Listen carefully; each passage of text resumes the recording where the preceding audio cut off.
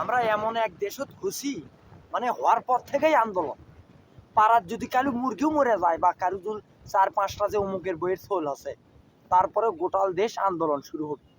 হ্যাঁ, এই আন্দোলন, বেতন বাড়ার আন্দোলন, চাকরির আন্দোলন, তারপর হচ্ছে বউ চলে গেছে তার আন্দোলন, বিয়ে করবি তার আন্দোলন, ঘটক ইনকে করছে আন্দোলন, প্রবাসী ভাইয়েরা দালালকের মাধ্যমে প্রবাস গেছে তার আন্দোলন। মানে আন্দোলনের কোনো শেষ নাই আমাদের এই দেশত।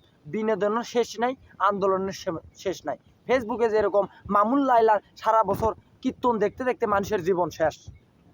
আবার এইদিকে শুনেছি বগ্র বিভাগ হবি, এইদিকে নওগাঁবাসীর চুলকনি, গাইবান্ধাবাসীর চুলকনি, তারপর হচ্ছে সিরাজগঞ্জের কিছু কিছু লোকের চুলকানি ধরছে। মলম লাগালে এলে চুলকানি সব সমাধান।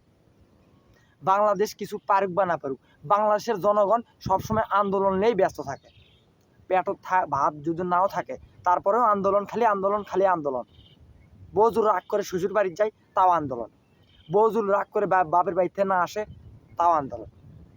নিজের বাড়ির বাতাসের টিন খুলে গেছে, আন্দোলন করছে যে আমার বাড়ির টিন লাগে দেওয়া লাগবে। হ্যাঁ, আন্দোলন করবে যায় রাস্তা পুরো জাম লাগে, গাড়ি ঘোড়া যাওয়ার পান না, রিক্সাওয়ালা উঁইয়ক বাজে দেয়, মাইক্রোওয়ালা উঁইয়ক বাজে দেয়, বাসওয়ালা উঁইয়ক বাজে দেয়।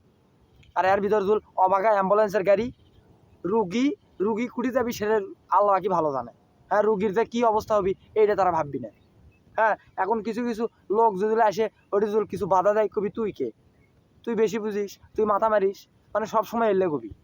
আর আমাদের দেশত মানে কি এক কপালে জন্মাছি, আন্দোলন ছাড়া আমরা কিছু পাইনি। বাইরের দেশে যদি আন্দোলন হয়, মোবাইলের মাধ্যমে আন্দোলন হয়, যে আজকে আন্দোলন 6 দফা 2 দফা 3 দফা আন্দোলন।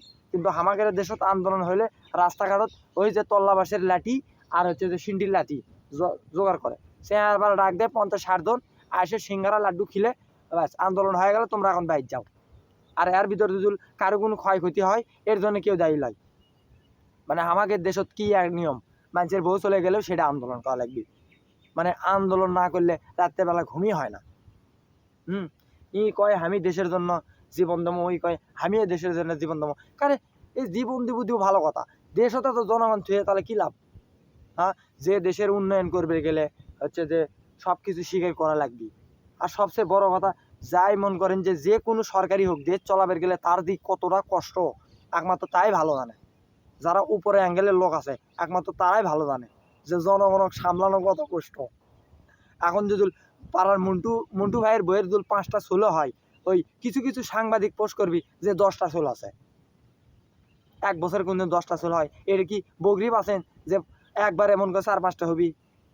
কিন্তু আমাদের দেশত কি একটা সিস্টেম এলো, মানে কিছু না হতেই আন্দোলন, কিছু না হতে আন্দোলন, কিছু না হতে এডে সেডে ওডে সেডে। হ্যাঁ, ওডে সেডে এলে তাহলে শান্তি গুটি পাবেন কন? দুনিয়ার কোনো জায়গার শান্তি আছে কন? তো থাকে থাকে মনে হয় যে মরুভূমি বা কোনো উগান্ডার জঙ্গলত যেমন হয় বসে থাকি।